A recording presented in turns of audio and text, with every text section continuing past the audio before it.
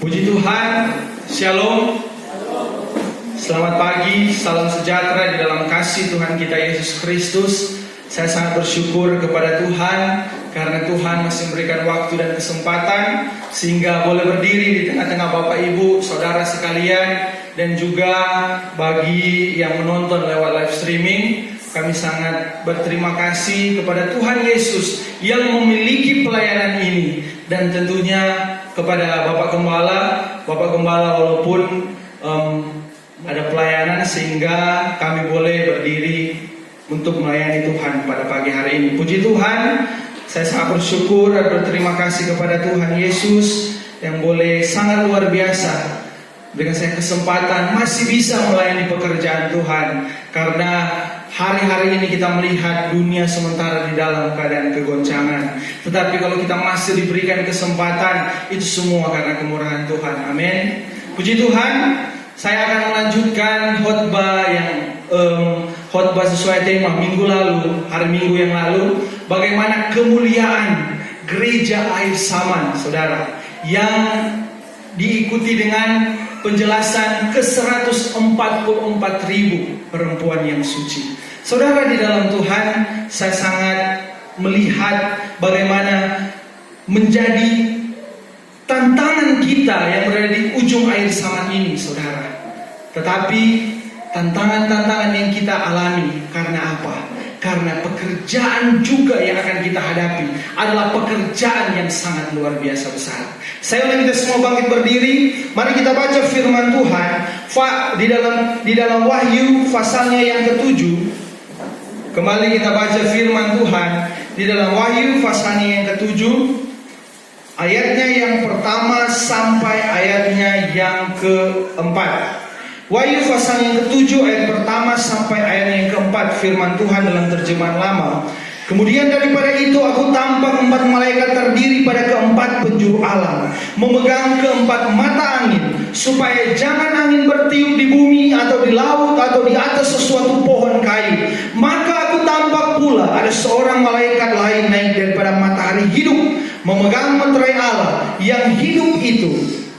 Maka malaikat itu pun berteriaklah dengan suara besar kepada ke-4 malaikat itu yang sudah dikaruniakan kuasa merusakkan bumi dan laut itu. Katanya, janganlah merusakkan bumi atau laut atau pohon-pohon kayu, sehingga kami memeteraikan segala hamba Allah pada dahinya. Maka aku dengar banyaknya segala orang yang sudah bermeterai itu, jumlahnya 144.000 yang sudah bermeterai daripada segala suku bangsa Bani Israel. Silakan duduk, saudara kekasih di dalam Tuhan. Ketika kita membaca Wahyu pasal yang ke-7, apa yang dimaksud di dalam kitab Wahyu?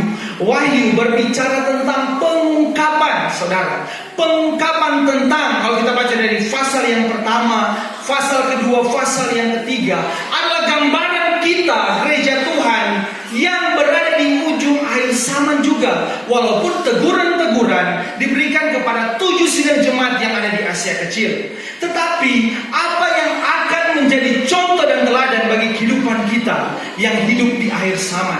Makanya dikatakan pada khotbah minggu lalu, kemuliaan gereja air Saman terlebih menjelang akan pencurahan hujan itulah dalam gereja hujan akhir, saudara. Sesuai dengan penjelasan khotbah minggu lalu, kehidupan saya dan saudara menjelang akan, yaitulah peristiwa yang sangat luar biasa besar itu, ada yang namanya rintik-rintiknya. Bahkan saudara, rintik-rintik untuk menjelang akan pekerjaan Tuhan yang besar, bukan bisa dikatakan bukanlah main-main, saudara. Karena kita lihat kehidupan kita yang ada di ujung air Saman ini, kalau kita lihat bagaimana mujizat-mujizat Tuhan, saudara, yang Tuhan buktikan bagi gereja-gereja atau orang-orang percaya pada ujung air Saman ini, mujizatnya luar biasa, saudara. Kalau saudara pernah mendengar bagaimana, saudaraku, peristiwa-peristiwa mujizat, kemuliaan Tuhan dinyatakan, saudara. Tetapi bagaimana kehidupan saya dan saudara terlebih khusus, saudara, terlebih khusus di dalam tentunya pengajaran kabar pengantin Kristus ini, saudara. sesuai dengan rahasia yang kita tahu bersama, saudara. Kita memiliki waktu yang telah ditetapkan oleh Tuhan. Dan waktu ini adalah penetapan Tuhan. Sekali lagi saudara, waktu ini adalah penetapan Tuhan. Karena apa?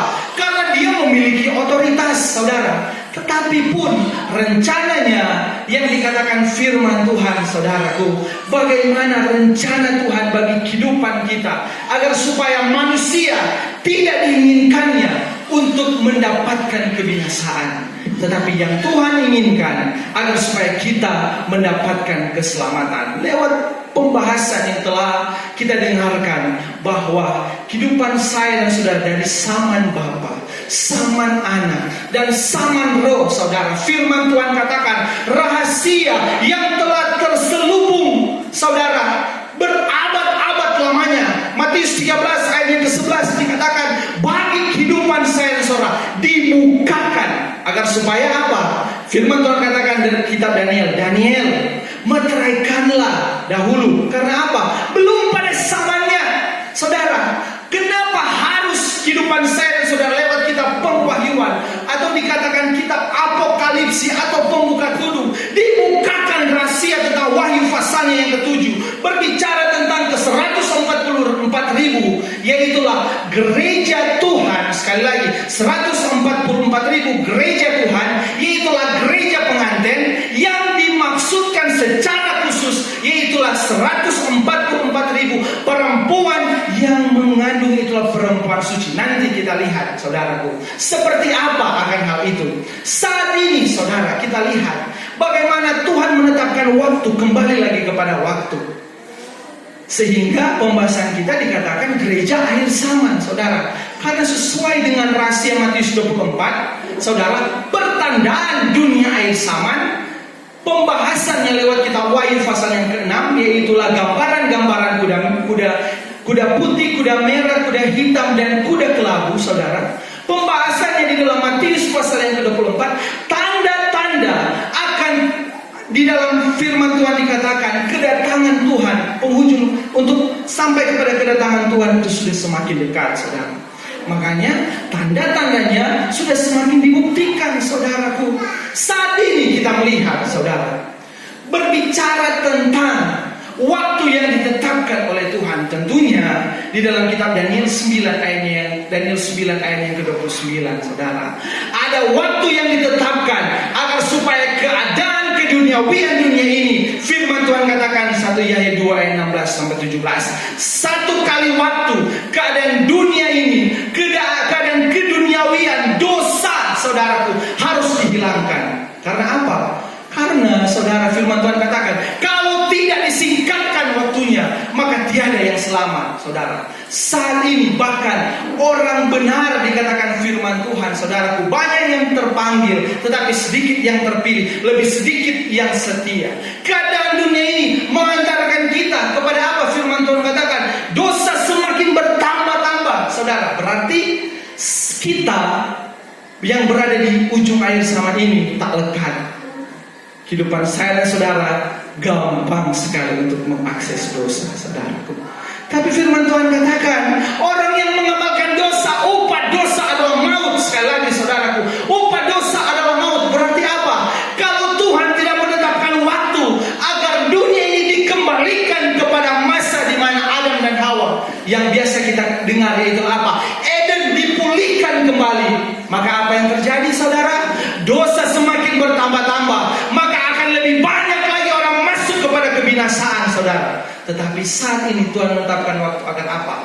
Agar supaya keadaan keduniawian itu, coba kita baca sedikit, kita baca Daniel 9 ayat 29. Oh, maksud saya ayat paling terakhir, mohon maaf, 27, mohon maaf. Daniel 9 ayat 27. Maka pada sabat satu itu akan dinyatakan perjanjian itu kepada beberapa orang dengan kemuliaannya, dan setengah sabat itu akan memberhentikan korban sembelihan dan persembahan makanan, dan di atas bumbungan Ka'bah akan terdiri alamat kerusakan yang haram sampai semuanya sudah ditumpas, dan suatu kerusakan yang tiada terbaiki lagi itu sudah dicurahkan kepada si pembina binasa itu. Jadi saudara, ini berbicara tentang apa? Bayangkan Daniel telah dibukakan Tuhan semenjak ribuan tahun yang lalu. Agar supaya apa? Tuhan katakan inilah yang akan terjadi di akhir zaman. Ini bukan berbicara tentang akhir zaman, berbicara 100 tahun sebelum dunia ini, saudara, dengan peradaban dunia dipulihkan, saudaraku. Tidak. Berbicara tentang Daniel 9 ayat yang ke-27 ini, yaitulah apa, saudaraku? Berbicara tentang satu sabat yang terakhir, atau berbicara tentang 7 tahun. Yaitulah satu sabat terdiri dari 7 hari. Kalau satu hari dihitung 1 tahun, berarti 7 tahun, saudaraku. Kenapa kita harus paham akan di mana letaknya ke 144.000, di mana letaknya gereja hujan air, agar supaya apa? Kita tidak salah dalam peta pemahaman ini, saudara. Karena kalau kita biasa membawa kendaraan, kalau kita ingin pergi misalnya ke Ermadidi, tetapi kita arah Tomohon, tidak akan bertemu, saudaraku. Tetapi kapan terjadinya akan hal ini? Sesuai dengan penjelasan minggu lalu, gereja hujan akhir berbicara tentang ketika dipimpin oleh 12 rasul hujan air dengan kuasa kekuatan ya daripada kuasa Tuhan, kuasa Roh Kudus, yaitu dikatakan di dalam gambarannya situasinya Yeskiel 37 dan jalannya di dalam Yeskiel 47, yaitulah pekabaran yang luar biasa. Itu agar supaya apa, saudaraku? Agar supaya kita lihat di dalam penghujung akhir zaman ini, kuasa yang dicurahkan Tuhan yang dikatakan rahasia 2 kali ganda, 7 kali ganda, dan 10 kali ganda. Karena ingatlah baik-baik, saudaraku, bahwa gereja yang mulia, yaitu 144.000, itu dihasilkan oleh apa? Oleh pekerjaan kuasa Roh Kudus yang luar biasa. Melalui apa? Gereja yang dikatakan kurang mulia, saudaraku. Jadi ternyata, saudaraku, yang dikatakan Matius pasal yang ke-24, bahwa Injil Kerajaan akan diberitakan ke seluruh dunia. Coba kita baca Matius pasal yang ke-24, ayatnya yang ke-14 dan 15. Matius 24 ayat 14 mulai. Maka Injil Kerajaan ini akan dimasyurkan di dalam seluruh dunia ini, akan menjadi suatu kesaksian bagi segala bangsa. Kemudian daripada itu barulah tiba kesudahan itu. Ayat 15. Sebab itu apabila kamu melihat kebencian yang mendatangkan kebinasan itu terdiri di tempat kudus, seperti yang disabdakan oleh Nabi Daniel, siapa yang membaca, camkanlah hal itu. Nah, jadi saudara, kita lihat bagaimana rahasia Tuhan, saudaraku. Kehidupan saya dan saudara tentunya percaya bahwa sesuai dengan firman Tuhan dalam Kisah 1, lewat Tuhan Yesus memberitakan lewat kebenarannya. Dia katakan bahwa dia pun tidak memberitakan sesuai dengan kehendak sendiri. Dia memberitakan pun karena apa? Ada mandat dari Bapa di sorga. Berarti ada mandat apa? Mandat dari sorga. Kalau berbicara tentang sorga, saudaraku, berarti itu resmi sesuai dengan mau dan kehendak Tuhan Allah sendiri, saudaraku. Maka apa? Tidak ada kuasa atau penguasa yang dapat melawan bahkan membantah akan kuasa ini, saudara. Sehingga apa? Apa yang menjadi kemauan Tuhan, itulah firman, saudaraku. Apa yang menjadi kehendak Tuhan, itulah firman, saudara. Sehingga kita di tengah-tengah dunia ini, kita tidak bisa sesuai dengan kita sendiri, tetapi sesuai dengan maunya Tuhan. Sehingga di dalam Matius pasal yang ke-24 tadi kita lihat bagaimana pekerjaan Tuhan yang luar biasa, saudaraku. Kita, kalau kita baca di dalam Kisah Rasul pasalnya yang pertama tadi, coba kita baca ayat yang kedua. Kisah Rasul 1 ayat 2. Hingga kepada hari ia dinaikkan, yaitu lepas daripada ia memberi hukum kepada rasul-rasul yang sudah dipilihnya itu dengan kuasa Roh Kudus. Jadi terima kasih, kita lihat bagaimana Tuhan Yesus memberi hukum kepada para rasul-rasul. Efesus 2 ayat yang ke-27 dilandaskan kepada pengajaran rasul-rasul dan nabi-nabi, saudara. Makanya kita, landasan kita, saudaraku, pengajaran yang itulah wahyu firman dan wahyu pengajaran, membukakan akan kitab wahyu, yaitulah dengan akal mengandung hikmat, dengan juga apa? Galatia 1 ayat yang ke-11-12. Makanya jangan pernah kita berpikir bahwa bahwa kehidupan kita akan menciptakan kitab yang lain, saudaraku. Kehidupan kita bisa, mungkin dalam pikiran kita mengatakan bahwa pengajaran sudah lebih tinggi daripada Alkitab. Tidak, saudaraku. Bahwa firman Tuhan katakan bahwa ini berbicara tentang mana 2 kali ganda, saudaraku.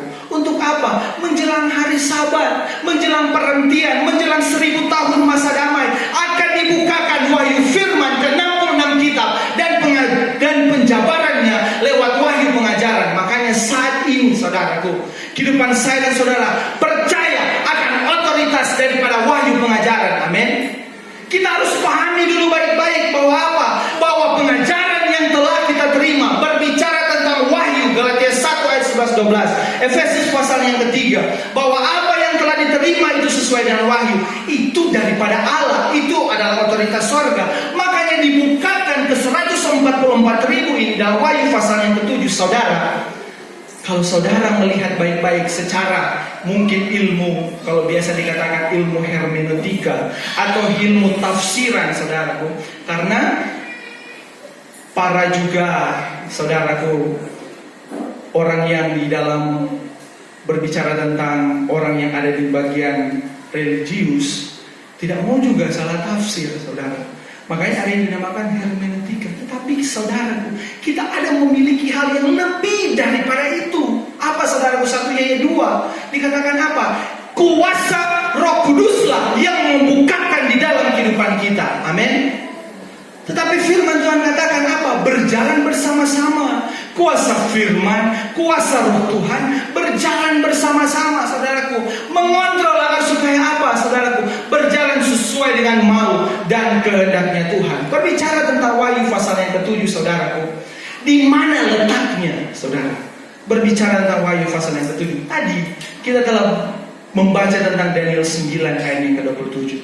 Itu berada di penghujung, sekali lagi saudara, penghujung akhir zaman untuk masuk kepada 1000 tahun masa damai. Sebelumnya ada yang dinamakan 1 sabat terakhir, dan 1 sabat terakhir atau 7 tahun dibagi lagi menjadi 2, saudara. Ada 1 sabat yang pertama, yaitulah dikatakan kemuliaan diberikan dengan luar biasa. Tetapi memang kalau di dalam terjemahan baru tidak terlalu jelas untuk dijabarkan, saudaraku.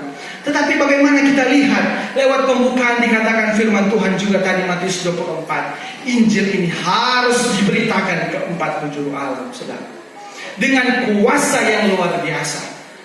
Tetapi saat-saat ini, saudaraku, ada, kita tidak menyebutkan akan nama kelompok, ada yang sangat berpegang kepada Alkitab yang dinamakan Alkitab King James. Kita tidak mendiskriminasikan, tidak. Yang kita pahami adalah apa? Kita sangat butuh tumpuan kebenaran. Sekali lagi saudaraku, di tengah-tengah dunia ini kita sangat butuh tumpuan kebenaran. Saat ini saudaraku, firman Tuhan katakan, yaitulah berbicara tentang kuda kelabu, itulah pertarungan pengajaran, saudaraku. Dicampurkannya antara pengajaran yang langsung daripada Tuhan dan pengajaran akal-akal manusia dan pengajaran setan-setan, sekalipun memakai firman, saudaraku, tetapi ujung-ujungnya kepada apa? Menjadi mempelai antikris. Karena apa? Karena tidak berdasarkan tumpuannya, atau biasa orang katakan dasarnya, itu dasar bukanlah kebenaran, saudara. Saya tidak katakan tadi, saudaraku, Alkitab King James salah. Alkitab King James benar. Tetapi kita melihat dari sisi apa? Di mana tumpuan kita? Sekali lagi, saudaraku, di mana tumpuan kita? Tumpuan kita adalah apa? Kuasa firman dan kuasa Roh Kudus. Amin. Tumpuan kita adalah kebenaran yang sesungguhnya. Karena apa? Karena semuanya sumbernya itu daripada sorga, sumbernya daripada Dia sendiri, saudaraku. Sehingga kita lihat di sini, saudaraku, bagaimana untuk masuk kepada pekerjaan Tuhan yang besar, saudaraku. Berbicara tentang kegerakan rohani yang besar. Ini, saudara, adalah pekerjaan Tuhan yang sangat luar biasa. Karena kalau zaman Rasul, saudara, zaman Rasul kita lihat mujizat-mujizat Tuhan, gereja hujan awal, orang mati pun bisa bangkit, saudara. Apalagi nanti dikatakan pencurahannya 2 kali ganda, 7 kali ganda, dan 10 kali ganda. Saat ini coba kita lihat baik-baik, saudara. Karena ada yang mengatakan dalam Wahyu pasal yang ke-7, kemuliaan gereja hujan air itu, atau berbicara juga penjabarannya tentang 144.000 dalam Wahyu pasal yang ke-7, itu adalah Israel asli, atau Israel yang memang Israel Badui, kata pengajaran, saudara. Tetapi saat ini dibukakan Tuhan dalam kehidupan saya dan saudara. Coba kita perhatikan tadi Wahyu pasalnya yang ke-7. Coba kita baca di dalam ayatnya yang ke 5 sampai 8. Wahyu pasal 7 ayat 5 mulai. Yaitu daripada suku Yehuda sudah bermeterai 12.000, daripada suku Ruben 12.000, daripada suku Gad 12.000, daripada suku Asyir 12.000, daripada suku Naftali 12.000, daripada suku Manasye 12.000, daripada suku Simeon 12.000, daripada suku Lewi 12.000, daripada suku Isakar 12.000. Ayat 8. Daripada suku Sebulon 12.000, daripada suku Yusuf 12.000, daripada suku Benyamin sudah bermeterai 12.000. Jadi, terima kasih. Jadi kalau kita lihat di dalam 12 suku bangsa Israel, atau suku ini terpancar daripada ke-12 anak Yakub. Ternyata sesuai dengan kebenaran firman Tuhan, ada yang tidak tercatat, saudara. Yaitulah suku Dan. Karena apa? Karena ini memiliki pengertian rohani yang luar biasa di ujung akhir zaman ini, saudaraku. Tetapi saudaraku, untuk menghasilkan ke 144.000 ini, penentuannya juga tidak dapat dipungkiri. Adalah apa, saudaraku? Adalah berbicara tentang gereja pengantin, yaitulah berbicara tentang saya dan saudara, yang dikatakan pemeteraian secara umum, saudaraku. Nanti dari pemeteraian secara umum ini, baru saudaraku memang dikatakan firman Tuhan akan muncul, akan timbul. Inilah, yaitulah pemeteraian secara khusus ke 144.000. Berbicara tentang perempuan, kita harus lihat bahwa 2 Korintus 11 ayat yang ketiga, 2 dan 3. Bagi sedang jemaat Korintus, kata Rasul Paulus, engkau telah dipertunangkan. Berarti berbicara tentang apa? Baik perempuan, baik laki-laki. Tetapi berbicara tentang Wahyu pasal yang ke-7 ini berbicara tentang ke 144.000 perawan atau anak darah atau perempuan yang suci. Dari mana kita bisa lihat hal itu, saudaraku? Nanti kita akan lihat. Karena apa, saudaraku?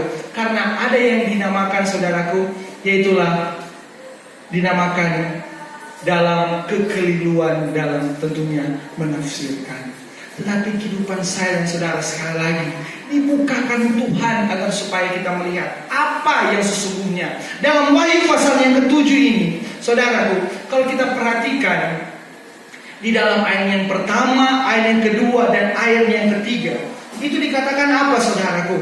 Dikatakan bahwa kemudian daripada itu aku tampak 4 malaikat terdiri pada keempat penjuru alam, memegang keempat mata angin, supaya jangan angin bertiup di bumi atau di laut atau di atas sesuatu pohon kayu. Ini berbicara tentang malaikat penghukuman yang sementara menahan angin. Angin yaitulah apa? Angin peperangan, saudara. Karena apa? Harus dimeteraikan dulu ke 144.000 perempuan yang suci. Karena mereka akan menghasilkan apa, saudaraku? Inilah yang pokok penting yang harus kita perhatikan. Karena mereka akan melahirkan ke 144.000 taruna. Kita akan lihat nanti sebentar. Yang kita lihat saat ini, saudaraku, bagaimana berbicara tentang 4 malaikat penghukuman di bawah komando Mikael. Malaikat itulah penghulu malaikat, saudaraku. Kenapa harus ditahan peperangan ini, saudara? Berbicara tentang ditahannya 4 mata angin agar supaya menahan jangan sampai perang dunia yang ketiga terjadi. Berbicara tentang ditahan berarti suatu saat nanti akan terjadi. Tetapi jangan dulu terjadi karena masih ada rencana Tuhan, saudaraku. Di tengah-tengah ujung akhir zaman ini pun saya percaya di tengah-tengah kita kita. Ada banyak hal yang di luar pikiran kita. Ada banyak hal yang menurut kita masih bertanya-tanya, kenapa ini, kenapa ini, kenapa ini. Tetapi sesuai dengan juga firman Tuhan katakan apa? Rencana Tuhan itu adalah yang terbaik. Kita belum paham, mungkin saat ini kita belum paham, saudaraku. Karena apa? Karena rencana Tuhan secara garis besar penyelamatan kehidupan saya dan saudara harus terjadi. Amin, saudara. Kehidupan saya dan saudara ketika mungkin secara manusia, Tuhan, kenapa perkara 1, perkara 2, perkara 3. Tetapi ayat 42 ayat yang kedua juga mengatakan, tak dapat tiada, saudaraku. Semua jadi sesuai kehendak Tuhan. Yesaya 55 juga katakan, saudaraku, kepikiran kita bukan kepikiran Tuhan. Makanya kita lihat di sini, saat ini dunia kita lihat luar biasa, saudara.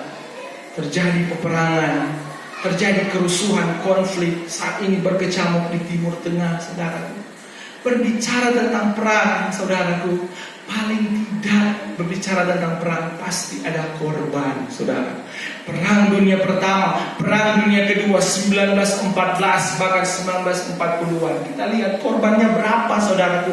Puluhan juta jiwa yang meninggal pada waktu itu. Makanya Tuhan katakan, jangan sampai, dikatakan firman Tuhan, jangan sampai perempuan yang akan dimeteraikan ini, saudaraku, gagal. Karena apa? Karena berbicara tentang perang dunia berarti ada korban, saudaraku. Tetapi saat ini, saudaraku, kita lihat, kalau di dalam Wahyu 7 ayat pertama dikatakan, sedangkan perang mampu ditahan oleh Tuhan, apalagi cuma perkara kehidupan kita. Amin. Sedangkan perang yang besar, kalau Tuhan sudah berkomando, saudaraku, siapa yang bisa lawan, saudara? Pasti kalau maunya iblis agar supaya apa? Rencana Tuhan gagal di dalam kehidupan saya dan saudara. Tetapi kalau rencana Tuhan sudah tertulis bagi kehidupan saya dan saudara, tetapi jangan sampai orang Israel seperti orang Israel. Orang Israel yang menggagalkan rencana Tuhan bagi mereka sendiri, saudara. Kehidupan saya dan saudara, kita lihat bagaimana kehidupan kita sebagai orang-orang di ujung air zaman ini, saudaraku. Luar biasa ketika Tuhan katakan, saudaraku, kehidupan kita akan disempurnakan berhubungan dengan Wahyu pasal yang ke-7 ini, saudara. Efesus 1 ayat yang ke-10. Efesus 1 ayat 10. Hendak melakukan apabila masanya genap, akan mempersatukan segala sesuatu di dalam Kristus, baik barang yang di surga, baik barang yang di atas bumi. Terima kasih. Berarti terjadi penyatuan, yaitulah kita sebagai tubuh Kristus bersama Dia, yaitulah berbicara tentang kepala, yaitulah suami dalam Efesus katakan, saudaraku, kita sebagai jemaat Tuhan berbicara tentang tubuh Kristus akan dipersatukan dengan Dia, mempelai laki-laki itu. Tetapi saudaraku, dikatakan firman Tuhan, ketika dipersatukan ini, saudaraku, bukanlah hal yang mudah. Makanya sedangkan berbicara tentang gereja pengantin yang akan dipersatukan, saudaraku, prosesnya juga, jangan katakan, saudaraku, kita sudah orang-orang kabar pengantin, sedangkan 7 tingkat iman kita orang jangan lupa sedikit, saudaraku.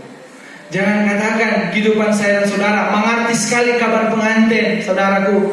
Sedangkan mau berbicara tentang bagaimana kehidupan saya dan saudara, proses step untuk menuju kepada kesempurnaan, pengetahuan kita tidak tahu. Bukan di sini, saudaraku, saya percaya.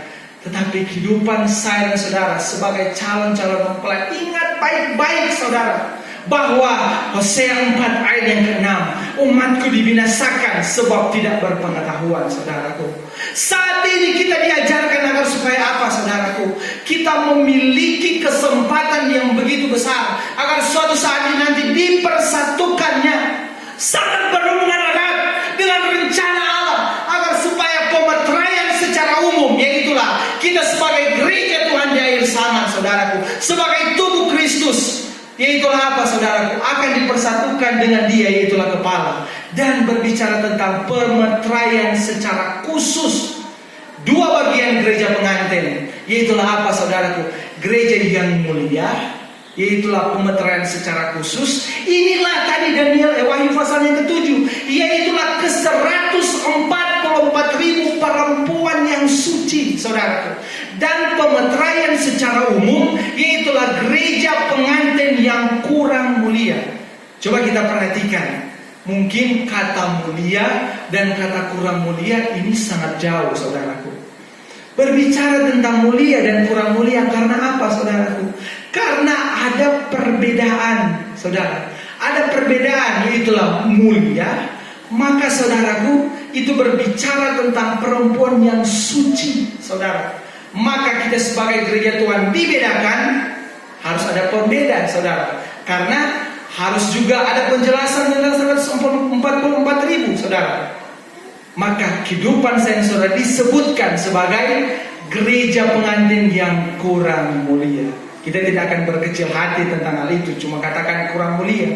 Tetapi berbicara tentang kurang mulia, kemuliaan nanti di kegerakan besar, saudaraku. Kemuliaan gereja hujan akhir berbicara tentang bagaimana pembangunan kembali, dipulihkannya kegiatan kehidupan saya dan saudara, baik secara spiritual, saudaraku. Kehidupan saya, saudara, akan dibawa kepada kegerakan rohani yang besar. Memang tantangannya juga di gerakan besar itu bukanlah tantangan yang mudah, saudara. Rasul Paulus saja dia katakan, apa yang dapat menceraikan dia daripada kasih Kristus? Pengalaman kita, saudara, ketika kita sudah merasakan kasih Tuhan, kita sangat rindu selalu akan mencari kebenaran dan kebenaran. Kita selalu penasaran apa yang menjadi mau Tuhan, apa yang menjadi kehendak Tuhan. Terlebih, saudaraku, kita selalu penasaran akan apa yang menjadi hati kekasih hati kita, saudaraku. Berarti, saudara, kita mencari apa? Kita mencari kebenaran. Orang yang mencari kebenaran berarti mencari apa? Mencari keselamatan. Haleluya, saudara. Apakah saudara sekalian selalu penasaran dan rindu mendengar akan rahasia-rahasia daripada kekasih kita? Amin. Karena sumbernya bukan daripada pendeta, saudara. Sumbernya bukan daripada hamba Tuhan. Sumbernya bukan daripada orang pintar, apalagi akal-akal manusia. Tetapi semuanya, Galatia 1 ayat ke-11-12, segala sesuatu sumbernya daripada Tuhan. Itulah kebenaran yang sejati, saudaraku. Berbicara tentang tadi, saudaraku, kehidupan saya dan saudara, gereja yang menuju kepada, saudaraku, kesempurnaan. Jadi kalau orang berpikir bahwa kesempurnaan gereja dan hari pernikahan adalah sesuatu yang berbeda, jangan salah persepsi, saudaraku. Berbicara tentang kesempurnaan gereja berarti apa? Matius 5 ayat 48. Kita dipersatukan dengan Dia. Dia katakan, firman Tuhan katakan, Allah itu kudus, saudaraku. Allah itu sempurna. Maka tidak mungkin kehidupan kita yang tidak sempurna ini akan dipersatukan dengan Dia yang sempurna, saudaraku. Makanya firman Tuhan katakan, saudaraku, Matius 5 ayat 48 tadi, kita harus disempurnakan pada waktu dan masa itu, saudaraku.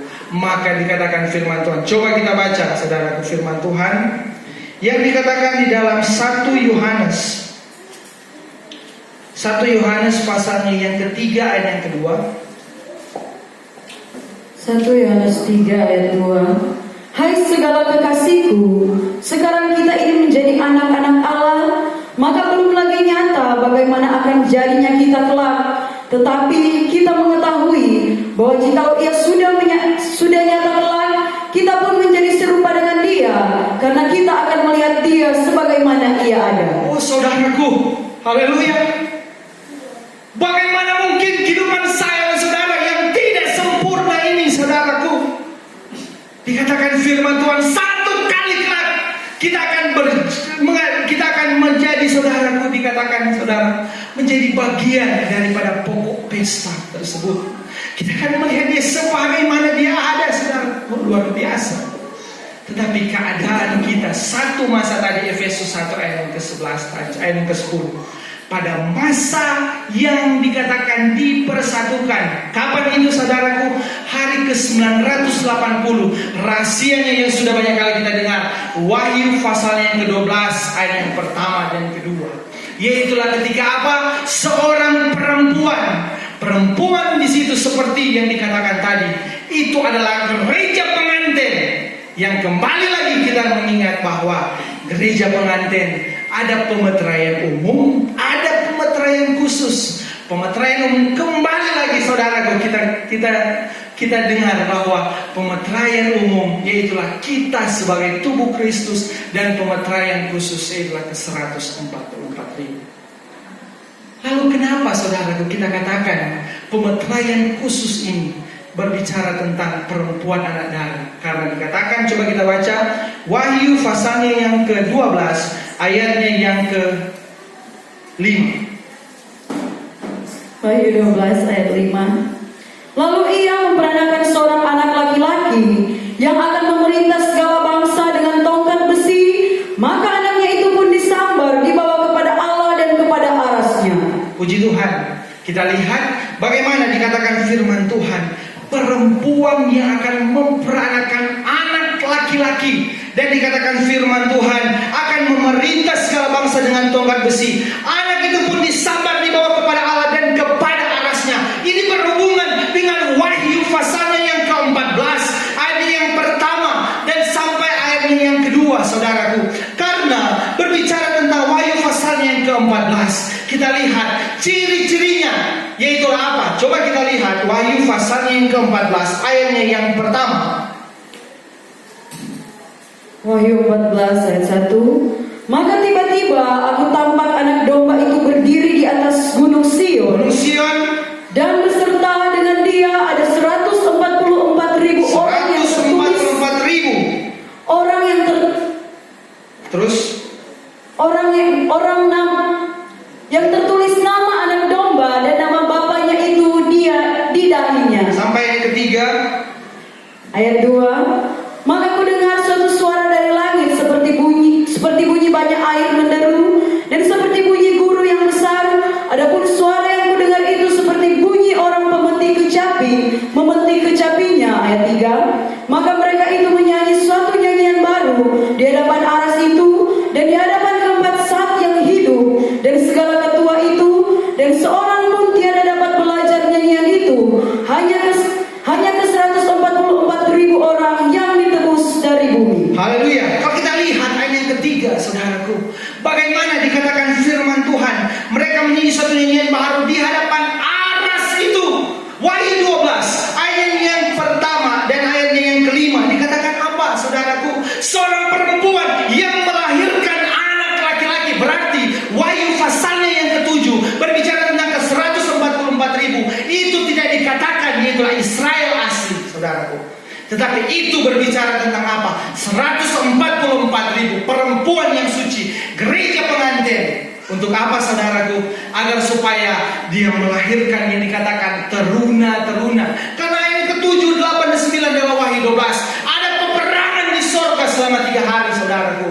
Maka dikatakan firman Tuhan, seorang teruna-teruna, bukan seorang karena dikatakan firman Tuhan seorang, tetapi ini tunggal yang diartikan secara jamak saudaraku. Sehingga ayatnya yang ke-7, 8, dan ke-9 dikatakan apa? Terjadi peperangan di sorga ke-144.000 bersama malaikat-malaikat Tuhan yang setia tentunya. Dari situlah saudaraku baru dikatakan apa? Baru dikatakan iblis dan naga tidak ada tempatnya lagi di sorga. Maka dia menyerang apa? Dia menyerang saudaraku akan benih perempuan yang tertinggal. Yaitulah apa saudaraku? Gereja Tuhan yang tidak masuk ke dalam meterai yang ke-6. Yaitulah keangkatan gereja Tuhan. Akibat apa? Akibat lalai tidak mau disempurnakan saudaraku. Pemberitaan sudah mengatakan hendaklah kamu sempurna. Lewat 7 tingkat iman diberitakan dalam kehidupan saya dan saudara. Tetapi apa dikatakan di Ibrani pasal 6? Akibat lalai, akibat tidak mau menyelidiki isi firman Tuhan saudara. Makanya apa yang terjadi? Masuk kepada benih gereja yang tertinggal, masuk kepada zaman antikris saudaraku. Berarti apa? masuk kepada siksa yang dikatakan firman Tuhan, siksanya seperti disengat kalajengking, saudaraku. Saat ini kehidupan saya dan saudara melihat akan peristiwa yang terjadi, saudaraku, berarti ini bukan hal yang main-main, saudaraku. Kehidupan saya dan saudara gereja pengantin, materinya yaitulah untuk apa? Agar di muka kegerangan besar akan ada pemilihan lewat malaikat Gabriel. Tetapi munculnya mereka lewat apa, saudaraku? Munculnya mereka lewat gereja pengantin. Makanya saat-saat ini firman Tuhan katakan, peganglah teguh-teguh pengajaran itu, jangan lepaskan dia, karena dialah selamatmu adanya. Karena berbicara tentang hal ini, saudaraku, yaitulah apa, saudaraku? Berbicara tentang Wahyu 7 dan Yesaya 66, itu sangat berhubungan. Coba kita baca ayat yang paling terakhir, Yesaya 66 ayat 7 dan 8. Yesaya 66 ayat 7 8. Yesaya 66 ayat 7 mulai. Bahwa dahulu daripada menyakiti ia sudah beranak, dahulu daripada merasa sakit ia sudah beranak laki-laki. Siapakah tahu mendengar yang demikian? Siapakah tahu melihat yang begitu macam? Bolehkah sebuah negeri dibuat pada sehari jua? Bolehkah sebangsa dijadikan pada sesaat jua? Demikian pun perihal Sion, serta dirasainya sakit, maka anak-anaknya sudah jadi. Haleluya, terima kasih, saudaraku. Bagaimana sekampung bisa terjadi dengan sehari jua, saudaraku? 144.000 ini, saudara, yang luar biasa. Berarti Wahyu 7, Yesaya 66 akan menghasilkan apa? Wahyu pasal yang ke-12 ayat yang ke-5, yaitulah perempuan yang dikatakan firman Tuhan mengandung, dan dia akan beranak disambar ke aras dan menghasilkan apa? Wahyu pasalnya yang ke-14. Luar biasa sekali, saudaraku. Untuk apa, saudaraku? Agar supaya nanti di sana dikatakan Wahyu 14, mereka juga akan menyanyikan puji-pujian yang begitu indah, saudaraku. Ingatlah dalam kita berhimpun 1 Korintus 14 itu dikatakan sebagai apa? Dikatakan firman Tuhan ayatnya yang ke-26. Apabila kamu berhimpun, ada kenyataan, ada pengajaran, ada mazmur, berbicara tentang mazmur, berarti itu pujian yang tidak diajarkan. Kita tidak pernah di dalam kehidupan saya dan saudara melalui pengajaran kabar pengantin Kristus, mohon maaf, tidak ada yang dinamakan, saudaraku, pujian penyembahan. Tetapi yang dikatakan Yahya 4 ayat 23 dan 24 itu berbicara tentang doa dan penyembahan, saudaraku. Karena lewat puji-pujian, kata Mazmur 100 ayat pertama dan ayat selanjutnya, saudaraku, kehidupan saya sudah lewat puji-pujian. Kita berbicara tentang berbicara tentang mesbah korban bakaran dari halaman, saudaraku, yang dikatakan firman Tuhan tadi. Bagaimana arti yang luar biasa. Terakhir, apa arti daripada anak-anak ini, saudara? Apa arti daripada anak-anak ke 144.000 ini? Artinya, yaitulah apa? Kalau kita lihat di dalam firman Tuhan, Yehuda artinya terpuji, Ruben mendapat atau memperoleh laki-laki, Gad suatu tentara yang akan datang, Asyir berbicara tentang berkat, Naftali berbicara tentang pergumulan, Manasya berbicara tentang lupa segala perkakasku, Simeon berbicara tentang Tuhan telah mendengar, dan Lewi berbicara tentang ambil bagian, Isakar berbicara tentang harga, Sebulun berbicara tentang tinggal sertaku, Yusuf berbicara tentang Tuhan akan tambahkan padaku, Benyamin berbicara tentang anak laki-laki tangan kanan Allah. Itu semua ada dalam Kejadian 29 ayat 30 sampai 35. Berarti intisari semuanya adalah apa? 144.000 ini berbicara tentang apa? Semuanya memuji Allah, oleh sebab mereka sudah melihat dan mendapat anak Allah. Dan apa, saudaraku? Dibaharui sehingga menjadi suatu tentara yang kuat. Mereka yang akan berperang dan akan melawan iblis, sehingga iblis, saudaraku, tidak ada tempatnya lagi di surga. Dan apa dikatakan? Dikatakan firman Tuhan, mereka dan beroleh berkat. Dan inilah orang-orang yang berkata ketika mereka bergumul dengan musuh, mencapai kemenangan dan lupa segala sesuatu, dan bagaimana mereka melepaskan diri mereka sendiri, hanya mendengar dan bersekutu dengan Tuhan. Mereka sama dengan Tuhan di tempat tinggi. Kemudian Allah arti daripada susunan itu? Berarti mereka suci dan kudus. Jadi, contoh kehidupan saya dan saudara. Puji Tuhan, inilah kebenaran firman Tuhan. Karena firman Allah yang sempurna.